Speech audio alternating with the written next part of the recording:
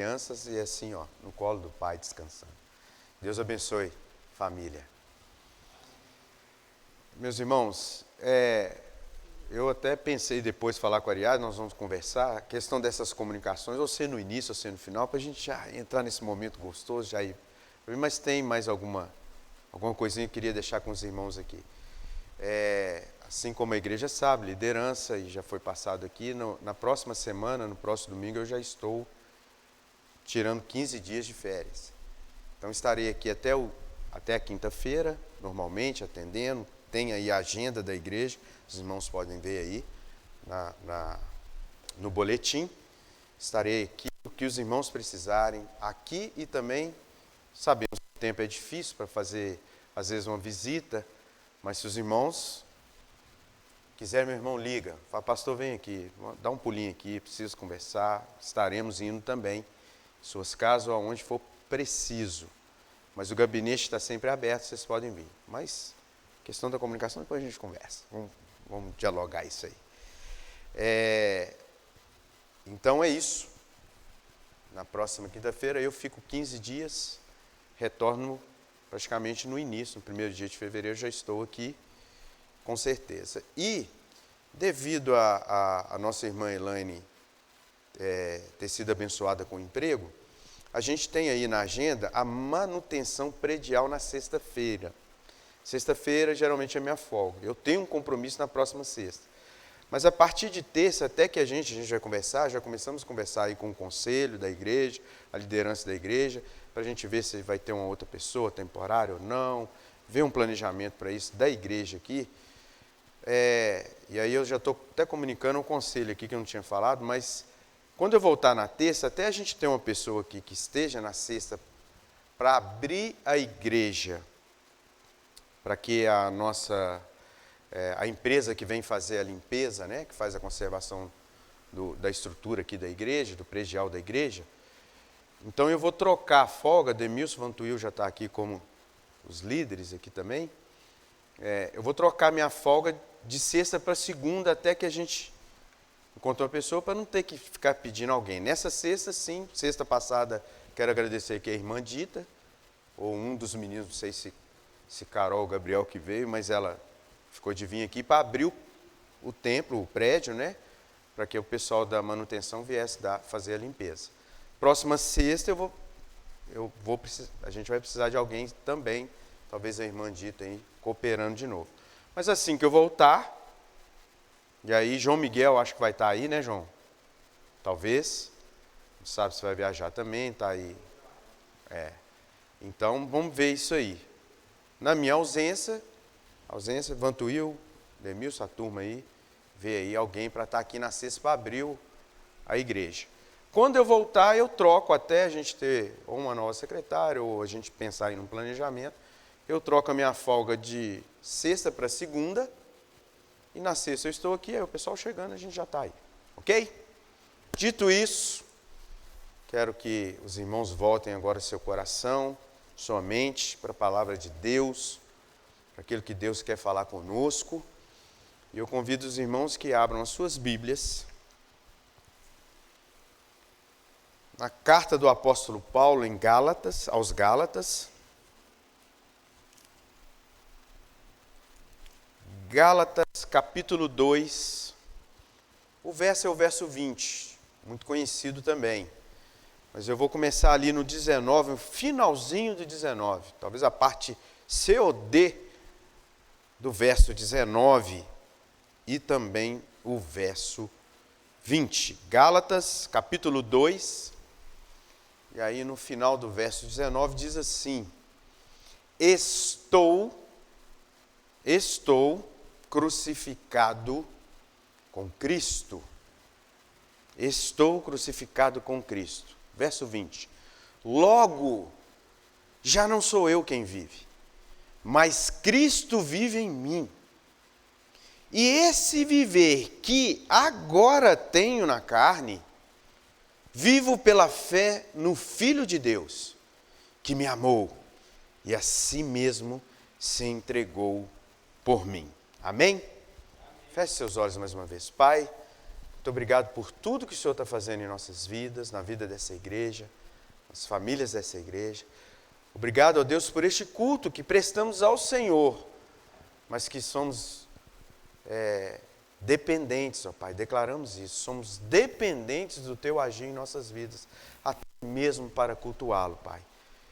E agora, ó Deus, que necessitamos, carecemos em todo o tempo ouvir a Tua voz, suplicamos, fale ao nosso coração. É a nossa oração em nome de Jesus. Amém. Meus irmãos, no meu coração, de tudo que Cristo fez, a gente sabe da missão do nosso Senhor Jesus Cristo, da obediência dele a Deus, mas de tudo que ele fez, a salvação, o sacrifício dele ali naquela cruz, por nossas vidas, pelo pecado de todo o mundo, da humanidade inteira, ele se sacrificou. Eu tenho comigo que Jesus trouxe para esta vida, essa terra, ele trouxe a vontade do céu para a terra, para o mundo. Ele viveu a vontade de Deus, aquilo que é feito lá no céu, ele veio viver aqui nessa terra. E viver essa vida de Jesus, como o apóstolo Paulo, inspirado pelo Espírito Santo de Deus, disse aqui, nesses versos, viver a vida de Jesus é viver tudo aquilo que ele disse, que ele ensinou. E principalmente algo que ele disse, eu quero trazer aqui para os irmãos, ele disse quando ensinava os seus discípulos naquele tempo, naquela época, a orar. E um trecho dessa oração modelo que a gente encontra ali em Mateus capítulo 6, um trecho ali, se não me engano, no verso 10, diz, venha o teu reino, seja feita a tua vontade, assim na terra como no céu. Certo pregador, ele destaca esse trecho da oração modelo de Jesus, ele destaca dessa forma, que o teu governo, ó Pai, venha soberanamente em mim. Olha só, Jesus nos ensinando a orar, então devemos orar assim também, ele destaca dessa forma. Que o teu governo soberano venha de forma soberana também sobre mim. E aí esse pregador, ele faz uma alusão ao coração humano, do ser humano, ele faz uma alusão da terra, sendo a terra onde a semente de Deus, em outra parábola de Jesus, é plantada. O coração humano é o terreno onde a semente de Deus, que é a sua palavra, é plantada. E aí ele segue dizendo, para que a tua vontade, ó Deus, seja feita no nosso coração, no meu coração, no coração de cada um de nós, assim como ela é prontamente feita aí no céu. Se os irmãos estiverem entendendo, no céu, meus irmãos, ou se não estiverem entendendo, no céu não há desobediência a Deus. No reino dos céus não há desobediência a Deus. Lá a sua vontade não é contrariada de forma alguma. Na verdade, aqueles que um dia, lá no céu, pensaram em desobedecer a Deus, foram expulsos. E a gente sabe que o inimigo das nossas almas foi expulso da presença de Deus e com ele veio aqueles que se rebelaram contra Deus, desobedeceram a Deus. No céu não há desobediência. E aqui na terra, se a gente for pensar dessa forma, quando a desobediência entrou no coração humano, a humanidade também foi expulsa da presença do Deus vivo. E a gente sabe disso com o relato lá no Éden, naquele lugar maravilhoso que Deus preparou para aqueles que o amam. Os desobedientes foram expulsos da presença de Deus. E aí, meus irmãos e irmãs, somente vivendo a vida de Cristo, ou seja, sendo um discípulo dele. E a gente quer falar muito disso aqui. Meu coração está cheio disso, de ser discípulo de Cristo, de estar em meio a um discipulado de Cristo em nossas vidas, para que nós também sejamos discipuladores em Cristo de outras pessoas. Então, sendo discípulo dele aqui na terra, nós precisamos entender que isso significa viver a obediência a Deus, ao Deus Pai, como é feito no céu. Seja feita a tua vontade, aqui na terra, em minha vida, pela minha vida, assim como ela é feita no céu. No céu não há presença do pecado, nós sabemos muito bem disso. Pois na presença de um Deus santo, totalmente santo, Ele é a santidade em pessoa. O pecado não pode subsistir na presença do Deus santo. Ele é fulminado, é aniquilado. Mas aqui no mundo, e esse mundo que jaz no maligno, nós, buscando viver em santidade, a vida de Cristo, nós vivemos em meio a este mundo, em meio ao pecado. E precisamos nos separar disso. É a vontade de Deus para nós, não é? A Bíblia não diz isso? Devemos ser santos como Ele é santo? Devemos caminhar esse caminho de santidade? Ter como exemplo para nós de vida, a vida de Jesus Cristo? E a gente vê que o mundo inteiro está vivendo e querendo viver o exemplo de muitas outras vidas. E querem descartar o exemplo da vida de Cristo. A definição de pecado, meus irmãos, de forma sintética, resumida, é simplesmente desobediência à vontade de Deus.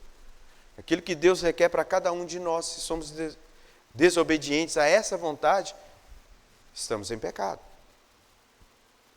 E o mundo no qual nós vivemos tem por natureza o ser desobediente a Deus. Se afasta de Deus. E aí, obviamente que só pela obediência a Deus é que se aniquila essa velha natureza. A velha maneira de viver, se somos nova criatura em Cristo. Se logo Cristo vive em mim, não sou eu mais quem vivo. Vivemos em obediência, aniquilamos a velha natureza.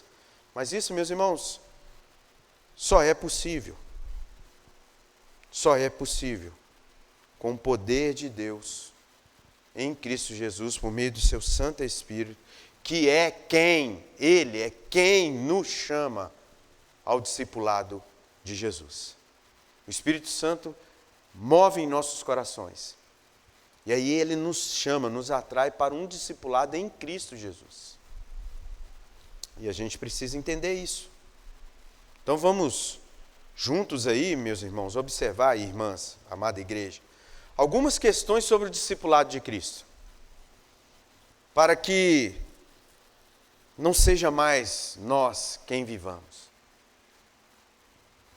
mas que seja Cristo em nossas vidas. Como igreja do Senhor, neste mundo, que Cristo seja refletido em nós em todo tempo, em cada instante, em cada momento, seja ruim ou bom, que Cristo, a imagem do Filho de Deus, seja refletido por meio de nossas vidas. E a primeira questão é o seguinte: James Houston, está vivo esse escritor, já com 98 anos, é regente emérito lá do Regent College, no Canadá. Viveu, esse homem na sua juventude, já teve contato com C.S. Lewis, de conversar, de ouvir pessoalmente. Esse homem, há aproximadamente uns 50 anos, ele dirige esse seminário lá no Canadá. E aí ele disse o seguinte, eu abro aspas aqui, o chamado para o discipulado, como deixam claro os evangelhos, é uma iniciativa do próprio Cristo e não nossa. Então, quando o pastor aqui à frente diz à igreja, esse é um projeto para esse ano, que sejamos discípulos de Cristo e discipuladores em Cristo, que a gente comece a orar para que Deus coloque alguém em nossas vidas, no nosso caminho, para que nós sejamos discipuladores, ou esses, como atualmente se diz, um facilitador dessa pessoa, ter acesso à palavra de Deus, conhecer a palavra de Deus, seja através de nossas vidas, pessoalmente, encontrando com essas pessoas. A gente vai falar isso durante o ano.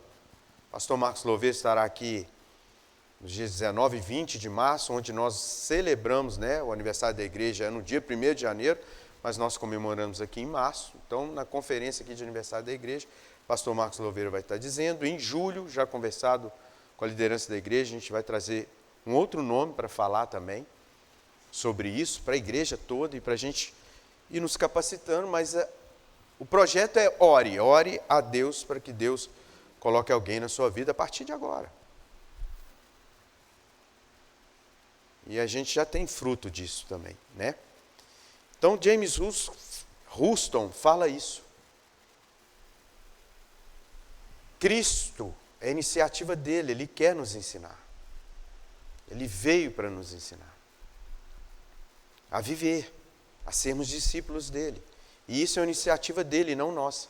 Então, em primeiro lugar, a questão que eu queria que a igreja, gostaria que a igreja entendesse é que isso é um privilégio.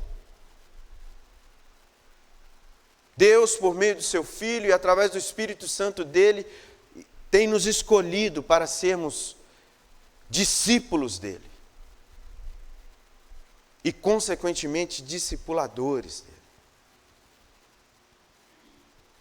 Quando, de fato, meus irmãos e irmãs, entregamos nossa vida a Cristo, o Espírito Santo inicia em nós a instrução dos ensinos de vida do nosso Senhor Jesus Cristo. E isso deve ser para os irmãos, as irmãs, cada um de nós, para mim, todos nós aqui, isso deve ser um privilégio.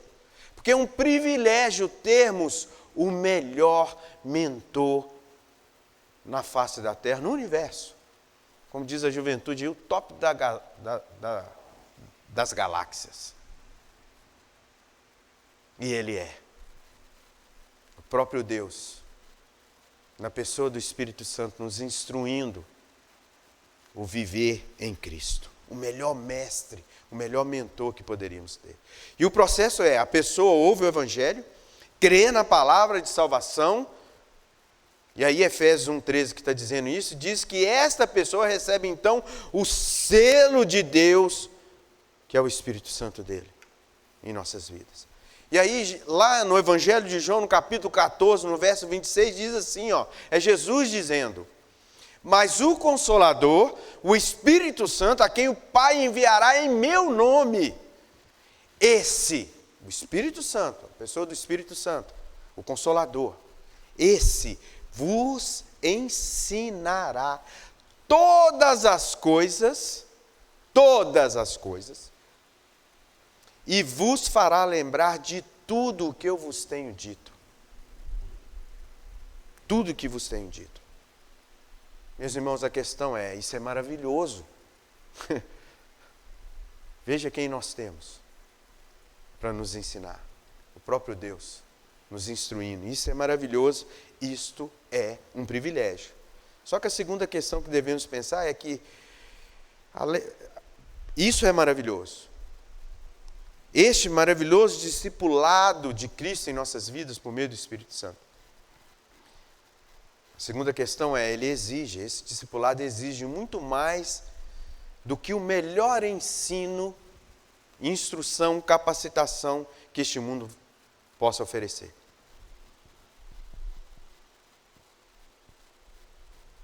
Jovens, adultos, também os mais experientes, as crianças daqui a pouco, estarão pensando assim, onde eu vou me instruir, que eu vou me formar, qual é o melhor instituto ou universidade, faculdade, cursos que eu posso buscar para ser bom naquilo que está no meu coração aqui para fazer. O melhor que a gente buscar vai custar algo. Exige de nós algo. Se você quiser o melhor para a sua vida, isso vai exigir alguma coisa, muita coisa talvez, na sua vida. E o discipulado em Cristo, que é o top das galáxias, também nos exige. E isso, meus irmãos, conhecer isso, entender isso, é fundamental para ser um discípulo de Cristo. Somente a conformidade com Cristo faz da pessoa uma nova criatura. Se conforme com Cristo. E com certeza você está sendo uma nova criatura. As coisas velhas começam a ficar para trás. E tudo começa a ser novo na sua vida. Mas é preciso compreender que o discipulado em Cristo implica também carregar a nossa cruz. E hoje à noite falaremos um pouco mais disso. Implica, amados irmãos e irmãs, negar a si mesmo. E sabe, carregar a cruz, que vamos falar um pouco mais sobre isso à noite, e negar a si mesmo é algo que nunca foi fácil para ninguém, nunca atraiu ninguém, nunca atraiu as pessoas.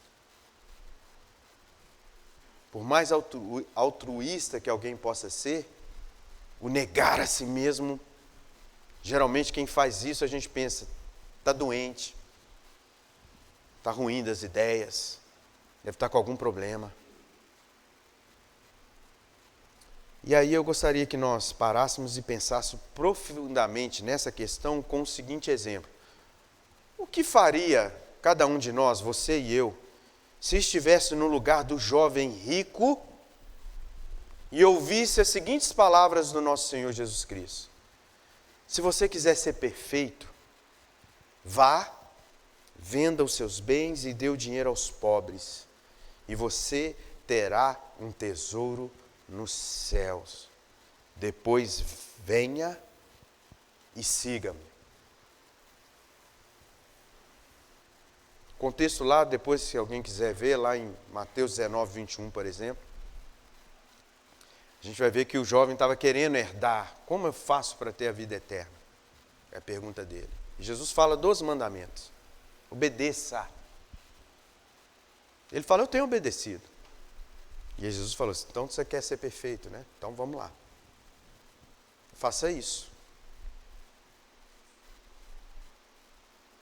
Mas a reflexão aqui, meus irmãos, nessa questão é, se nós estivéssemos no lugar dele? Porque a gente conhece a história, nós estamos depois do que aconteceu. Mas reflita profundamente. Se Jesus dissesse isso para você agora, hoje. Vocês estão entendendo que exige muita coisa ser um discípulo de Cristo? Pode ficar tranquilo que Deus não está aqui pedindo isso de vocês agora, não. Mas se pedir, vamos ver mais à noite sobre aborrecer a família, parentes, filhos, pais, cônjuges. A gente vai ver isso. A resposta para essa questão é o seguinte: depende em que ou em quem está o nosso coração. O que fala mais alto no seu coração? A resposta depende disso. E aí é preciso analisar com a palavra de Deus e a fala de Jesus Cristo. Em Mateus, aí no capítulo 6, quando ele está ensinando a orar mais para frente, no verso 19 a 21. E ali Jesus fala de algo assim, onde está o teu tesouro, aí estará também o teu coração. E a análise que devemos fazer é o seguinte: nosso tesouro. Pense aí algo na sua vida. Qual é o seu tesouro maior? O que te chama, na verdade, o único tesouro da sua vida, talvez. Então, aonde está o nosso tesouro e coração estão aonde? E para fazer essa análise, você precisa colocar o seguinte: o meu tesouro, o meu coração, está no céu ou está aqui na terra? Sabe, eu encontro uma análise mais profunda, ou talvez uma resposta em cima disso aqui, em cima dessa verdadeira resposta, numa frase do grande pregador Spurgeon. E ele disse o seguinte: quanto mais do céu existe em nossas vidas, menos da terra cobiçamos. Quanto mais daquilo que está, a vontade de Deus que está no céu, estiver em nossas vidas, menos vamos cobiçar as coisas dessa terra. E aí o nosso tesouro passa a estar lá. E o texto lá de Mateus 6, 19, 21 vai falar, ó, lá, onde não há ferrugem, não há traça, não há ladrão para roubar o seu tesouro. Mas aqui nessa terra, saúde, Henrique. Aqui nessa terra, meus irmãos, tem muita coisa para fazer enferrujar o nosso tesouro, para corromper o nosso tesouro, a vontade de Deus. Tem muito ladrão nessa terra, e eu estou dizendo, não é de pessoa não, também de pessoas, mas tem muita coisa nessa terra para roubar o nosso tesouro, tirar o nosso foco do céu e colocar nas coisas dessa terra. Nosso foco nessa terra deve ser fazer a vontade de Deus. É isso que precisamos. Há uma exigência, sim, para seguir a Cristo. Temos que deixar tudo aquilo que neste mundo vai nos fazer titubear, vacilar, ficar em dúvida sobre o nosso viver que temos nessa carne, que deve ser pela fé no Filho de Deus, como diz Gálatas 2:20. Terceira questão: apesar do discipulado de Cristo fazer exigências pesadas, e são pesadas, como qualquer outra instrução, discipulado, capacitação, curso, formação dessa terra, como qualquer outra instrução de qualidade nesse mundo, o que Cristo nos oferece com o discipulado dele, o que ele oferece com esse discipulado, é infinitamente mais do que qualquer outro ensino aqui da terra. Nenhum mentor para nós nessa terra entrega para a gente o que Cristo pode nos entregar. E eu estou falando de ensino, de modo de vida, estilo de vida. Ser discípulo de Cristo é tê-lo como mentor da vida, da nossa vida. Isso significa ter um conhecimento, meus irmãos, que é eterno, não é igual esse conhecimento, a capacitação que esse mundo pode dar, não, que ele é finito. O daqui é finito, tem prazo. Mas o que Cristo nos ensina aqui, agora, nessa terra, vivendo aqui, é eterno, isso é maravilhoso. Precisamos calcular essas coisas. O que a gente adquire com o conhecimento, com o ensino de Cristo, transforma a nossa mente e o nosso coração para sempre. Para sempre. E nenhum conhecimento novo dessa terra tem poder para mudar isso, quando nós conhecemos de fato o que Cristo quer de nossas vidas, entregamos isso a Ele, começamos a ser discípulos dEle. Nada neste mundo vai mudar isso, porque o que Cristo nos oferece é eterno, é para sempre. Com a mentoria de Cristo, meus irmãos, os nossos pensamentos e desejos passam a se submeter a Deus, à vontade de Deus. E mesmo que o conhecimento humano, de tudo que a gente aprende nessa terra, possa alterar, e o que eu quero dizer aqui é o seguinte: os mais novos talvez nunca ouviram falar nisso, mas os mais experientes como eu aqui, que ainda estamos novos também, mas eu lembro da minha adolescência E fizeram uma campanha, a ciência fez uma campanha de que o ovo era o vilão Podia comer ovo, sim, não. Aumentava um tanto de coisa, era um terror para a saúde humana. E a gente sempre tem, nesse conhecimento dessa terra, ciência dessa terra, sempre tem altos e baixos, sempre tem uma coisa que hoje pode, amanhã não pode, sempre tem isso ou não. Só pensar talvez nos séculos passados, num tempo que, e ainda tem até hoje gente pensando assim, mas a terra era plana até descobrir que não era. A ciência afirmava da época. Era o conhecimento que tinha na época. Eu sou da época, e agora, né? Ainda estou nessa época, graças a Deus, de que ovo é muito bom, gente. Faz bem para a saúde. De novo, como minha avó, meu avô morreram falando, que bobagem, esse negócio de ovo fazer mal, eu já tinha morrido. É aquela coisa, não tem um parâmetro. Se a ciência fosse um livro como a Bíblia é, e aqui está a verdadeira verdade, a única verdade, se ela fosse aqui, você não vê erro, você não vê uma coisa contrariando a outra. Se a ciência tivesse escrito desde o primeiro século tudo que os cientistas pensam, será que a gente teria que ter rasgado muitas folhas ou não desse livro da ciência? Ixi, rapaz, isso aqui descobriram agora que isso aqui...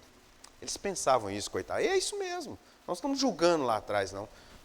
Vamos rasgar isso aqui, que isso aqui não, já foi comprovado que não é. Mas se você quiser tirar o descrédito disso aqui, por favor, entre na fila. Já tem milênios que tentam. E ela permanece, porque a palavra de Jesus, o conhecimento de Jesus é eterno e ele não muda. O mundo inteiro, as coisas do mundo e tudo que é no mundo passará. Mas Jesus disse que as palavras dele não passarão. Não passarão. Discipulado de Cristo traz uma transformação em nós eternamente para a vida toda, para sempre. Uma última questão, e já vamos para a conclusão. Esse conhecimento em nós só vai se iniciar quando a nossa resposta a esta verdade, a essa palavra, ao discipulado de Cristo, for genuína. Só uma resposta genuína ao conhecimento, à vontade, o que Cristo requer de nós, só uma resposta genuína, autêntica a isso, falando é isso e pronto, é isso na minha vida e pronto. É que a consciência verdadeira, porque tem várias consciências no mundo, mas a consciência verdadeira, única, eterna, é gerada em cada um de nós. A principal característica que marca este processo de mudança em nós é aquele aspecto de devoção exclusiva a Deus. Você tem tempo todo, ou em todo o tempo da sua vida, em cada instante da sua vida, desde o levantar até o deitar, você está pensando em Deus, em realizar a vontade dEle. Quando vem aquela pessoa e pisa no seu pé, em vez de você já lascar a mão no ouvido da pessoa, você... Ai, meu pé aqui, meu irmão, mas... Quando alguém fala de você, aí você fala, é uma pena, mas o meu viver é Cristo. E o meu Senhor, o meu Salvador, o meu mentor, o meu mestre, também sofreu as mesmas coisas.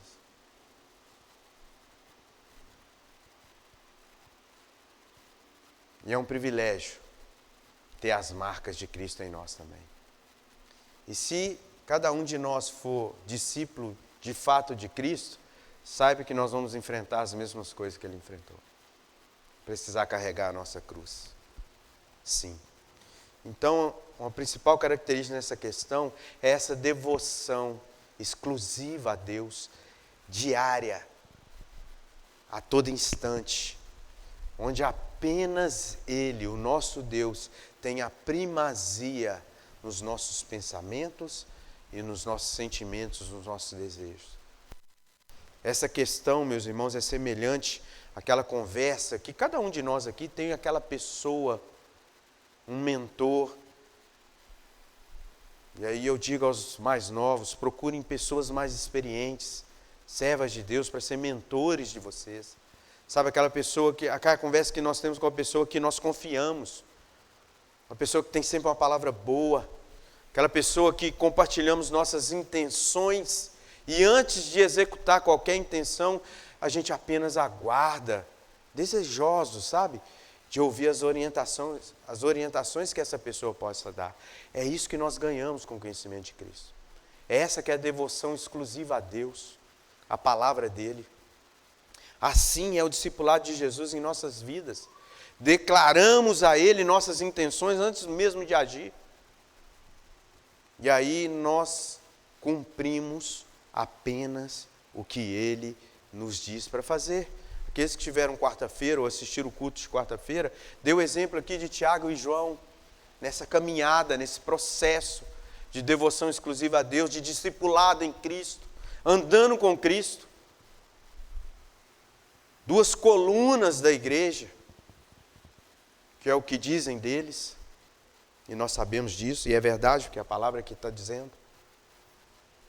Eles andando com Jesus, chegam até a vila lá de Samaria, aos samaritanos, e os samaritanos põem empecilhos para eles passarem ali, e Tiago e João falam para Jesus, permita que nós oremos aqui, vamos pedir para descer fogo do céu, e vai queimar esse pessoal aí. Sabe, a fé em Jesus daqueles dois, ninguém pode negar, era verdadeira, eles conheciam a autoridade de Jesus Cristo. Jesus já tinha ensinado que aquilo que eles pedirem, em seu nome, seria feito. Mas a fé deles ainda era uma fé insensível. E talvez possamos dizer inadequada, e é isso que muita gente caminha ainda, uma fé insensível e inadequada ao objetivo, ao discipulado, à vontade do nosso Senhor Jesus Cristo. Que Jesus não veio para destruir. E Ele diz isso, eu venho para salvar, Ele veio para salvar. E não é porque uma pessoa rejeita Ele que Ele veio para destruir essa pessoa. Na verdade, já está. Vejam aqui, tá, irmãos? A minha percepção de predestinação, talvez. Essa pessoa, aquele que crê,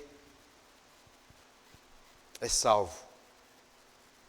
Aquele que entende essas coisas e crê nessas coisas, na palavra eterna, em Cristo Jesus já é salvo. Aquele que não crê já lá, desde a antiguidade, já está condenado.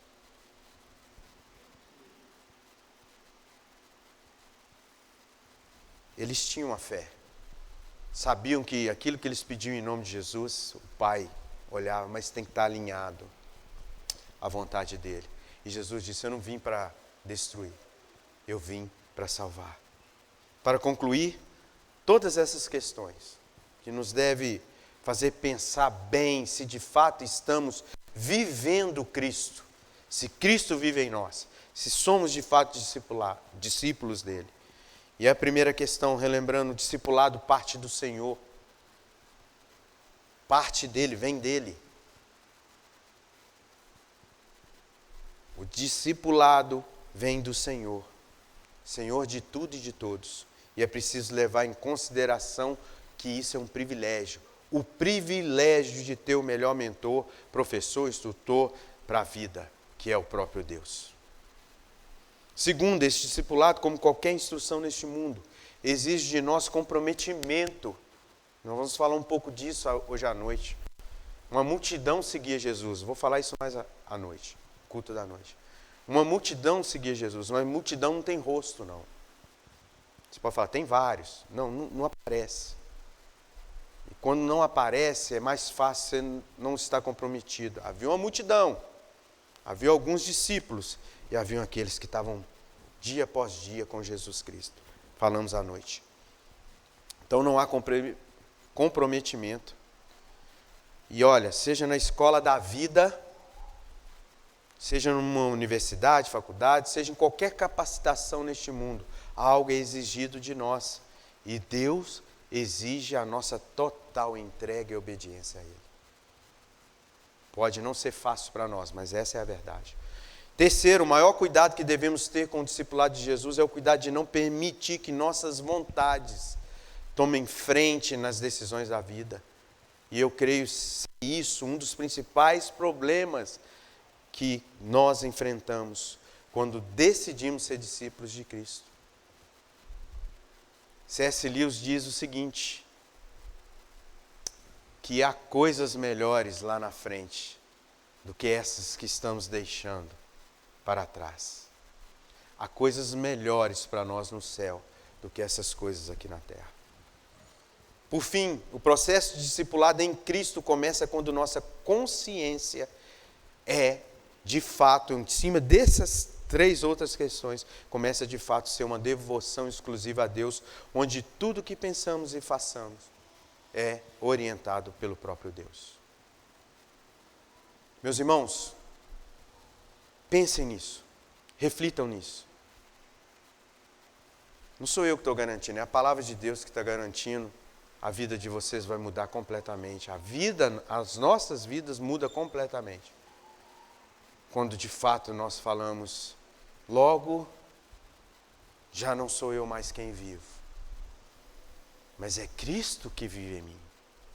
E este viver, que agora tenho nessa carne, neste corpo,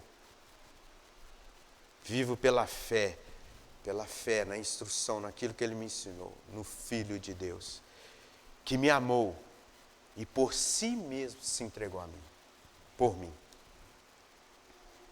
Pensamos nisso, feche seus olhos. Pense na sua vida.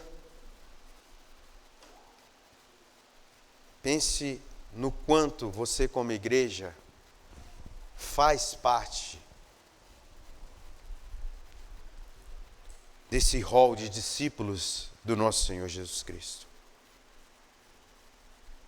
Enquanto você medita aí no seu coração sobre sua vida,